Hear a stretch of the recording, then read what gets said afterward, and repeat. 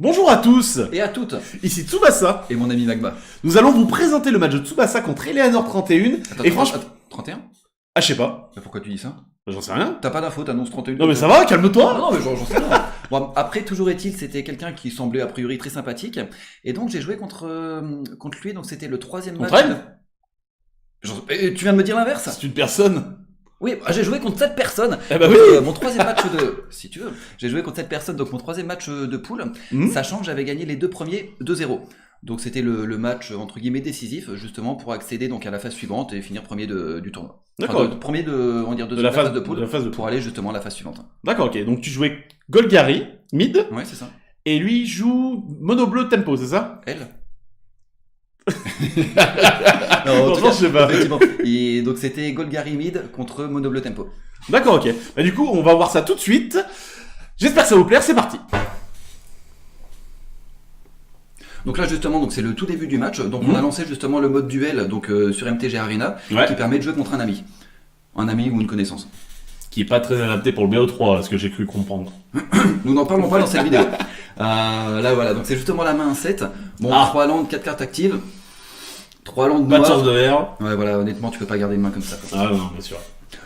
T'aurais peut-être pu la garder, imaginons en miroir, où t'as peut-être un match-up justement qui est un peu plus lent. Là tu sais quand tu joues contre un Ça reste match-up risqué, qui quand va même. te mettre la pression. Tu peux pas y aller justement avec Ah une oui, main comme oui, ça. ça c'est clair. Là voilà, beaucoup mieux. Avec Mais un pas mal si tu pioches un land, ouais. Ouais, c'est ça. Bon, en plus, avec le Scry, ça permet de voir une carte en plus. La main, elle est vraiment correcte. On voit en plus qu'il mulligan 5. Donc ça, c'est très bien parce que c'est un jeu justement qui, comme on dit, il snowball. Donc il prend l'avantage et justement, normalement, son jeu est fait pour l'entretenir et même accroître son avantage. Ouais. Mais avec 5 cartes en main, le début, la prise de board pour lui est beaucoup plus compliquée. Ouais, bien sûr, ouais. Et bah d'accord, tu pioches ton land en plus, nickel. C'est ça. Donc en premier, le Deuxième land sur de tapé. noir. Ouais. On remarque qu'il a pas joué de bête T1. Bon, il joue pas de bête T2, c'est pas 100% choquant dans le sens où il avait une main à 5 et voilà, il a pas énormément de créatures non plus. Donc voilà, à partir du moment où il a un start comme ça, je me dis déjà que je suis bien dans la partie. Bon, le Walker, de toute façon, c'est la seule bête à 2, il Ouais. n'y a pas de... Ouais, il n'y a pas d'autre play possible. Lui, donc fin de tour, il joue justement le Trickster, donc ça permet justement d'engager ma bête. Lui, il a le champ libre, enfin du coup, le champ libre, c'est pour attaquer. Ce qui ferait pas plaisir, donc là c'est bon, Curieuse Obsession, ok, il la joue, ce qui fait qu'il va piocher et rattraper une carte de son mulligan. Bon, il en joue 2, donc Le ça double. Ouais, ça fait pas plaisir du tout ça. D'accord, ok. Parce que là on voit qu'il va piocher 2, donc son mulligan à 5, il est compensé justement au moins par les Curious Obsessions, au moins ce tour-ci. Et après s'il repioche encore, ça fait que du coup il commencera justement à faire vraiment du CA quoi. Si les Curious Obsessions restent, si la bête ne meurt pas, quoi. Oui c'est ça, oui si elle me touche. C'est en Et effet qu'elle te touche, bien sûr. Oui c'est ça, c'est la condition pour qu'il pioche. Du coup, là... Bon, ton don, ça a l'air pas mal. Ou l'autre, d'ailleurs. Ouais, ça, parce que l'inconvénient de Protondon, c'est que si je le joue et qu'il meurt, enfin en trade, enfin, si je le joue justement, c'est que je veux pas bloquer avec. Mais du coup, si jamais il se passe quelque chose pour main 3, je voudrais pas bloquer avec le Brontodon, parce que j'ai envie de m'en servir pour tuer un enchantement. Et dans ce cas-là, si je bloque pas avec, ça fait qu'il repioche 2. Et je pense que Ouais. ça met trop derrière. Ah, c'est clair. Là, du coup, j'ai plus envie justement de mettre des bêtes avec lesquelles je pourrais bloquer quoi qu'il en soit. Et c'est pour ça que je vais jouer le Reaper. Ouais, le Reaper, en plus, tu peux double bloquer sans que les deux bêtes meurent. Ouais, c'est ça. Donc c'est vraiment intéressant quoi. Ouais, c'est pas mal, hein. Ça avance dans le jeu et tout, ouais, c'est cool. Après là voilà, donc justement on a mis un peu moins de temps, on va dire qu'en conditions réelles. Là vraiment j'ai réfléchi et du coup ça a pris un peu plus de temps, là on en discute, ça paraît plus rapide. Mais en vrai pour moi il y avait un vrai choix. Tout justement ce qu'on vient de vous expliquer, ça a été fait on va dire de manière un peu plus longue, étape par étape, en étant tout seul quoi. Et comme on dit, donc là il attaque et moi je double bloc. Quoi qu'il en soit, même si les deux elles meurent, peu importe, enfin si à la base il y en a qu'une qui peut mourir on va dire avec l'état actuel du board.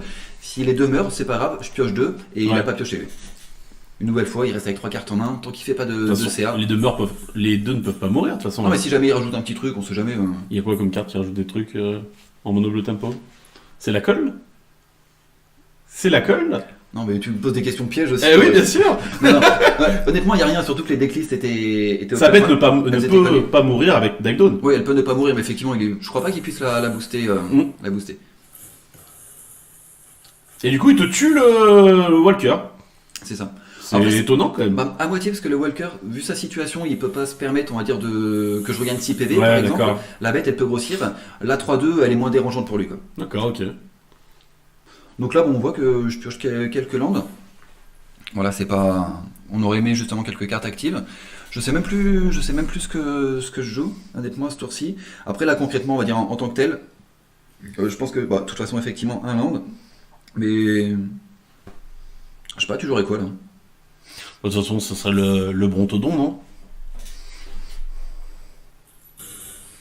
Ouais, le. Brontodon, de toute façon, si le Infinity est trop faible, tu récupères juste une carte. C'est ça, le Contem de toute façon il sert à rien sur une 1 toute seule, honnêtement Oui, elle mettra oui. jamais suffisamment la pression, et le fait de jouer Brontodon avec, bon j'aurais peut-être pu jouer le land après, le fait de jouer Brontodon, c'est-à-dire que si jamais il équipait une autre obsession Ouais. qui pouvait auto-decker sur sa bête imbloquable, Et c'est une des seules choses qui pourrait le faire gagner d'ailleurs dans ouais, cette tout à fait, partie-là. enfin, en tout cas qui pourrait le faire envisager de revenir. Et donc voilà, c'est pour ça qu'il y avait le mana up, comme ça si jamais il jouait obsession, je pouvais la détruire. Et je préfère perdre une 3-4 tous les jours contre une obsession. Ouais, bien sûr. Ouais, c'est clair. La partie est bien engagée là. Hein. Bon, c'est ça, en fait elle est bien engagée une nouvelle fois grâce à son Mulligan 5, Mulligan parce qu'il a 5, deux ouais, cartes en main et du coup il est extrêmement lent, il fait rien. Ou en tout cas pas grand chose, ou pas ce que son jeu devrait faire en tout cas pour gagner contre Golgari.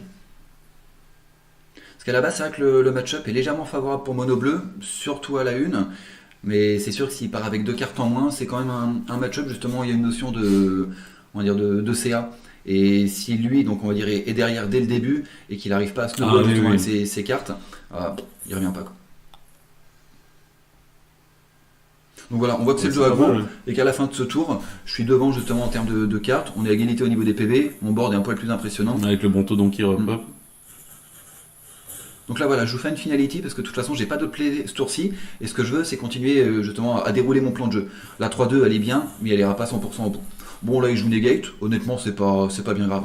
On voit que ça lui vide encore une carte de sa main. Moi je suis toujours devant sur le board, j'ai pas de pression au niveau des PV. Qui joue Negate ou autre chose, ça me dérange pas. Mais moi il fallait que je joue de toute façon un truc. Ouais, bien sûr. Petite erreur sur le land peut-être que tu as joué. Oui, une nouvelle fois j'aurais pu jouer le land d'après quoi. Bon alors là... Il n'y a pas trop de... Le petit coup de pouce du destin qui me fait piocher, Carrage Tyran tour 6 là, qui va permettre d'abréger... ses souffrances. Après quoi qu'il en soit, c'est vrai qu'un Âge Tyran, bon c'était la meilleure draw, mais ça pouvait être n'importe quelle grosse carte de mon jeu à CA. Ouais, même un Vivien, c'était monumental quand même. C'est ça. Ça fait moins de pression, mais... À part s'il avait spell pied ou un truc dans le genre, là au moins c'est incontrable, il se pose Oui. pas de questions et il sait à ce moment-là que la partie est perdue quoi. Il avait déjà peut-être un petit doute, là maintenant c'est fini quoi. Ouais. Grosse carte ce Carnage Tyran quand même, hein. Todd Un peu trop. Parce que les... Ah, un peu tard. Oui c'est ça en fait. Voilà, donc pour lui il est quand même content parce que c'est une des meilleures cartes de son jeu. Maintenant il est trop derrière voilà, pour espérer que ça le fasse revenir. Il y a quoi là qui peut le faire gagner? Il Slip. C'est ça. À part ça, il n'y a rien. C'est une version justement qui joue Slip. Du coup là à la limite il aurait gagné peut-être un peu de tempo, mais il fallait qu'il ait Slip et autre chose en plus. Ouais, pour rajouter un peu de pression quoi, Ouais. parce que sinon ça allait Même trop pas parce que ça va être justement au cas où moi j'avais mon removal. Donc même s'il fait Slip et du coup il a rien derrière pour mettre la pression, ça passera pas quoi. D'accord.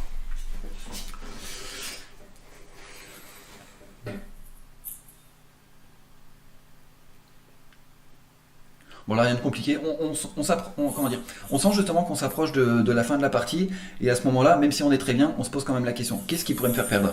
Et c'est pour ça que je prends toujours quelques secondes de réflexion une nouvelle fois pour me dire, tiens, est-ce que j'attaque? C'est le play évident, je sais que je vais attaquer, maintenant, est-ce que je dois tourner autour de certaines choses?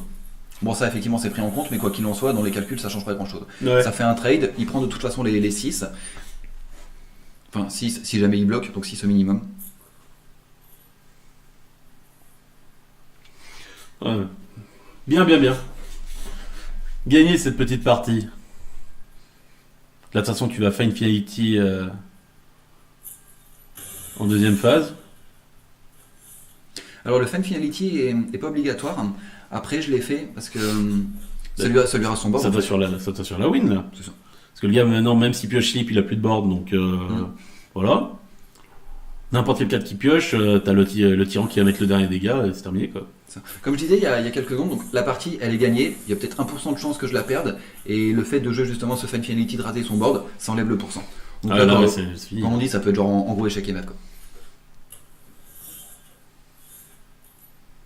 On remarquera le fair play de Eleanor, qui dit good game. Bon la partie s'est très mal passée. Ouais, c'est vrai qu'il était en Mugen 5, mais du coup GG quand même. Hein. Là, il va falloir que tu nous parles des cartes que tu as sidées. C'est ça. Justement, on a prévu quelque chose pour vous montrer. Donc, en gros, les tables de side. Quand je dis table de side, c'est ce qu'on sort et ce qu'on rentre. Donc voilà, là, ça apparaît à l'écran. Ce que j'ai rentré, je vais commencer par ça, parce que d'abord, je monte les cartes que j'ai envie de rentrer, et après, j'adapte justement ce que je sors en fonction du nombre de cartes que j'ai rajouté à mon deck. 4 duress. Les cartes les plus pénibles justement dans le match-up, c'est tout ce qu'on appelle la disrupt. Les cartes qui m'empêchent d'avancer dans mon plan de jeu, de l'annihiler un petit peu, et lui qui lui permettent de continuer à se développer. Spell Pierce, c'est extrêmement embêtant. Curious Obsession, voilà, c'est compliqué pour moi si jamais bon là ça s'est bien passé, mais si jamais il en pioche plusieurs. La carte qui gère tout ça, c'est justement donc Duress, contrainte. Il joue à main révélée avec ce qu'il a en main, du coup ça me permet justement d'établir mon plan de jeu sur plusieurs tours. Cast Down, parce que c'est un removal inconditionnel qui permet, lui il a pas de toute façon, il a pas de bête légendaire. Donc Cast Down, ça tuera. Tu tues toutes les bêtes de son jeu s'il n'y a pas de contre. Oui, c'est ça. Ça peut target, on va dire n'importe quelle créature de son jeu. Les jeans. Effectivement, ça. Oui, c'est ça. Bah, c'est la plus grosse créature de son côté, quoi. Et de toute façon, tu veux avoir le maximum d'anti-bêtes pour jouer contre ces jeux-là. Parce que si le gars perd ses bêtes, surtout les bêtes où il y a Curious Obsession dessus, tu vas gagner la partie forcément, quoi. C'est ça. De toute façon, ce qui est important à Magic, c'est justement de savoir quel rôle on prend dans le match-up. Là, typiquement, je sais que lui, il a le rôle de l'agresseur, et moi, je vais prendre le rôle du joueur contrôle. Donc c'est pour ça justement que je rentre les anti-bêtes. Ok, d'accord, je comprends. Alors du coup, Black Crafter, c'est un peu dans le même délire. Tu as envie de contrôler le board, d'essayer de gagner. Mais est-ce que, contre Mono Bleu Tempo, est-ce que ça arrive pas trop souvent qu'il y ait beaucoup de bêtes sur le board et que son effet soit pas super finalement? Alors je vois ce que tu dis, mais non. Dans le sens où bon, il va jouer les bêtes une à une, il peut même essayer de Sovereign Stand, il n'y a pas de souci. Sauf que moi, comme j'ai pris la salle de contrôle justement du match-up, donc je vais gérer petit à petit. Et le Plague Crafter, au moment où il arrivera, il n'y aura pas forcément énormément de bêtes sur le board. D'accord. Voilà. Donc ça c'est justement pour tout ce qui est sorti, tout ce qui est rentré. Et moi ce que j'ai sorti, donc mon premier c'est les 3 carnages tyrans.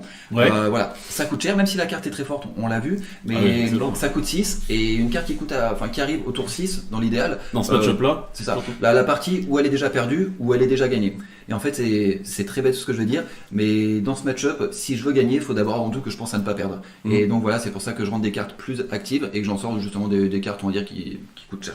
D'accord, donc c'est le même principe pour Fine Finality, qui arrive pour 6 de mana, donc c'est très tard dans la partie, et qui en plus peut se prendre le Spell Pierce. Ouais, totalement. Ce qui est complètement dramatique dès que ça arrive. C'est horrible. Ouais, tu vas utiliser 6 de mana pour te faire contrer par 1 de mana derrière. Moi je m'en en dépression, il m'arrive ça, honnêtement je m'en vais. Ouais, c'est la catastrophe, d'accord. Ouais, c'est vraiment... Ok, d'accord. Et du coup, tu enlèves ce land, parce que tu rentres 6 cartes à 6. Ouais, c'est ça. Et on va passer tu baisses la mana base. On va repasser à la 2. Effectivement, je sors le land parce que ça coûte cher et Reaper parce que je le veux dans les match-up contrôle et contrôle, ce qui est en l'occurrence pas le cas. Donc là, cette main elle est intéressante parce que j'ai 4 lands et 3 bonnes cartes, mais de couleur. Dis-moi ce que t'en penses vite fait. La main est intéressante, mais après ça dépend du match-up, ouais. Là, contre un match-up agressif comme ça paraît peut-être compliqué de commencer à jouer à partir du tour 3, surtout si t'es sur la draw. Donc ouais, c'est une main mulligan là. Je suis totalement d'accord. Et en fait, voilà, c'est vrai que c'est une erreur qui peut être faite assez facilement dans le sens où les cartes sont belles, elles sont bien, on a envie de les avoir. La main, elle paraît limite parfaite quand on voit ça. En fait, là on voit que j'ai une main 3, 4, 5, ça coûte cher. J'ai sorti tous les trucs qui coûtent les plus chers pour entrer des cartes qui valent entre 1 et 3. Et là on voit que c'est la tes cartes les plus chères, finalement. C'est les cartes justement qui restent, qui sont les plus chères de mon deck. Et ce que je veux, c'est justement avoir des cartes qui sont réactives dès le début. Sinon, si je commence à jouer à T3, c'est mort. Et voilà, et je me dis que ma main justement a plus de chances d'être meilleure à 6, de pouvoir interagir plus facilement dans la partie, plutôt qu'avec une main à 7. J'ai plus de chances de me perdre avec cette main à 7 qu'avec une main à 6. De mon point de vue. Je suis assez d'accord avec ça, je pense que j'aurais mulligan aussi, et ouais, je pense que prendre le risque c'est compliqué, parce que si tu pioches pas ton tour 1 ou ton tour 2, tu peux vite être dans la merde. Je peux jeu land d'affilée, ce qui peut totalement arriver, je peux perdre sans avoir joué. Il y a même plus frustrant, quoi. Donc voilà, là je mulligan. Bon, on voit que la main est très bonne, hein. Oh là là, ça c'est exceptionnel. Non, mais ça, franchement, c'était on dirait le petit plaisir. T2, T4. Ouais, le petit plaisir. Et c'est pas. Chupacabra T4, c'est excellent. Classe Dawn, c'est très bon. Ouais. Plus que T1, T2, T4, effectivement, c'est des cartes qui vont me permettre de réagir dès le début. Donc là, l'avantage justement de se marrer en main, c'est que je peux jouer la duresse dès le tour 1. Comme on a dit, moi, les cartes qui m'embêtent, c'est. Voilà, Curious Obsession, Daedalus, Pierce. Ah, mais là, tu lui rines sa main, là. C'est ça. Et en plus, il a une mauvaise main. Il a rentré l'artefact là, qui est pas super puisque tu as sorti Fine Finality. Je comprends pas. Il essaye d'interagir avec le cimetière, sauf qu'en fait, concrètement, moi, dans mon plan de jeu, le cimetière n'a pas réellement d'utilité. D'accord, ok. D'ailleurs, je sors même les cartes justement qui interagissent avec le cimetière, quoi. Et oui, oui, du coup, Memorial to Folly. t'interagis plus du tout, il te reste un mémorial, un land là qui ramène quelque chose, c'est tout. Et du coup, là, gros dilemme du coup. Est-ce que tu tues la bête tout de suite parce qu'il a pioché une carte, ça peut être un dive down, En fait, un spell pierce je aussi. me suis posé la question même d'attendre justement à son upkeep Ouais. pour si jamais ça l'oblige à engager du mana. Voilà, du coup, il peut peut-être moins se développer. Le problème, c'est qu'on a vu qu'il joue Negate et j'ai pas envie de lui donner un out en plus Ah oui, bien sûr. avant removal, quoi. Donc c'est pour ça tout ça là, bon, on en discute, mais c'est vrai que quand on est en pleine partie, on se pose quand même la question et on prend une nouvelle fois les quelques secondes de On réflexion. est quasiment obligé de le tenter là, parce que dans tous les cas, il va falloir le tenter à un moment ou En à un fait, autre. tu sais que tu vas le faire, mais le truc c'est qu'il faut quand même réfléchir justement à toutes les Oui, bien possibilités sûr. à ce moment-là, quoi. Dans cette situation, c'était le play de le tenter, et du coup, ça a payé quoi. Mm. Donc là, le totem qui se craille, et du coup, que tu peux laisser tranquille, tu t'en fous quoi. Et oui. Et ça pour moi c'est une carte. C'est Genre, la carte mort pour lui, il l'avait quoi. dans sa main de départ, pour moi c'est comme s'il avait une carte à mulligan, quoi. Mm. Moi avec ça en main, je retente un mulligan parce que de toute façon cette carte elle est déjà morte. Lui, s'il la rentre, il pense justement qu'elle va servir à quelque chose. Mm. Donc, c'est peut-être pour ça qu'il a voulu la garder aussi. Lui ou elle. On lui Oui, donnera, on sait pas. Ouais, mais en tout cas, effectivement, je comprends pas l'intérêt d'avoir rentré cette carte parce qu'effectivement, donc comme on a dit, les decklists étaient ouvertes, donc on savait ce que jouait l'adversaire et ça, c'était oui. en side. Voilà. Je comprends pas Bon, 100% voilà. l'intérêt. Après, voilà, on va pas juger sans forcément avoir sa réflexion. Oui. Peut-être que de son expérience, il s'est pris des Final Finality, on va dire, Ah, tout qui va, restent ouais. du grave et qui sont dévastateurs. Et voilà, peut-être qu'il avait envie de lutter contre ça. D'accord. Donc là, on voit justement le mauvais côté de Mono Bleu, qui a pas ces cartes qui permettent de snowball. On va dire, il a pas eu la Disrupt, il a pas eu Curious Obsession. Les Curious Obsession, il en a eu deux quand mais même. on va dire qu'il en a eu deux. Non, c'était La première qui s'est fait discard par duress, et la deuxième que tu tues avec Cast-Down. En fait, c'était pour voir si tu suivais. Ah oui, attends. Moi je suis, y a pas de problème. Donc là tu cibles la 1-1 bloquable. Pourquoi? Ah, t'as Alors, regardé là? En fait, il y T'avais a fait au pif, hein? dû y avoir une réflexion. Ouais, tu l'as plus maintenant. Ce sera merde, je crois que j'avais lancé un dé. Et non, franchement, je sais plus. Ce que je me suis dit, c'est que je voulais savoir peut-être à quel point elle y tenait. Et le truc, c'est que si je target elle et qu'au bout d'un moment, j'arrive jusqu'à mon T5 Vivien, enfin Vivien Tu peut peux tuer tuer créature avec le fly. ouais, d'accord.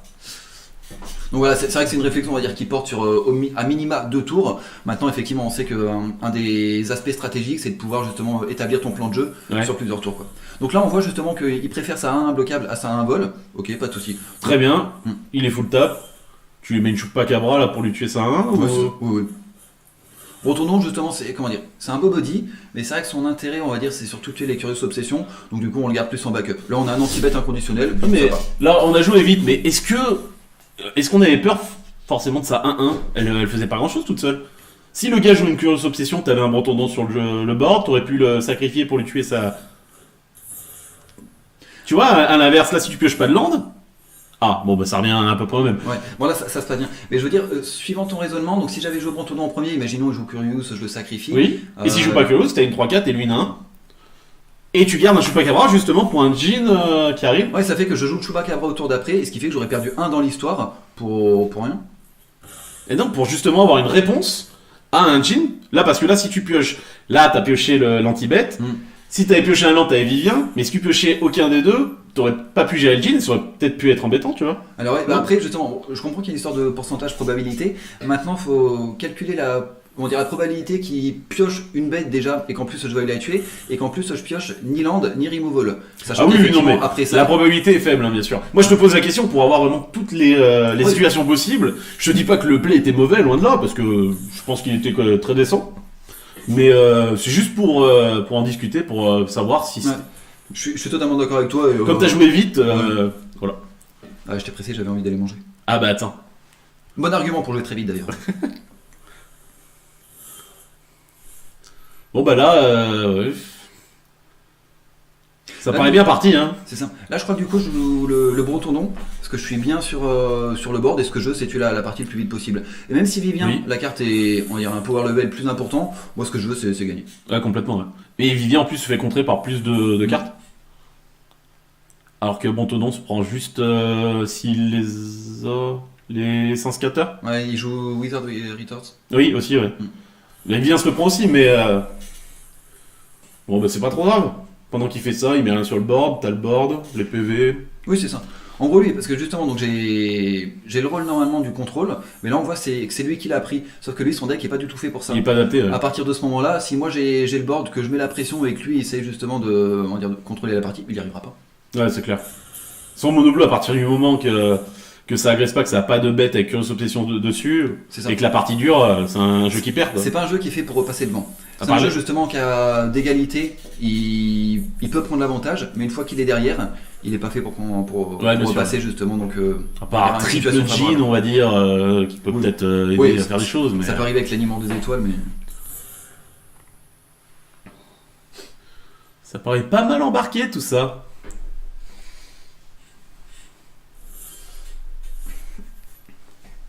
Donc là, bon, y a des possibilités.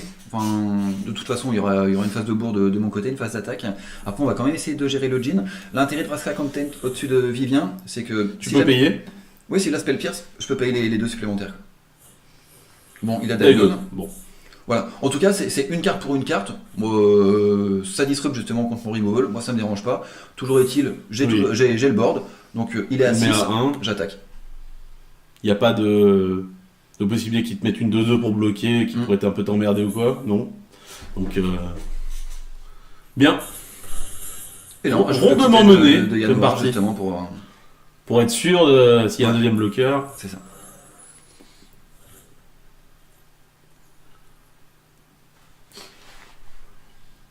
Bon là il le sait de toute façon, il a pas eu une sortie pour il a pas des bonnes sorties gagner quoi. Tu t'en es bien sorti toi d'ailleurs toi. C'est le talent comme on dit non? Le talent, je cherchais le mot. Bon. Il y a encore Sleep s'il l'a pas sorti de son deck qui peut le faire qui peut juste retarder après parce que je prends un Vivien. Oui, je fais Vivien, je tue sa bête avec l'obsession. Oui. C'est pas Sleep. Non. Et la partie est gagnée.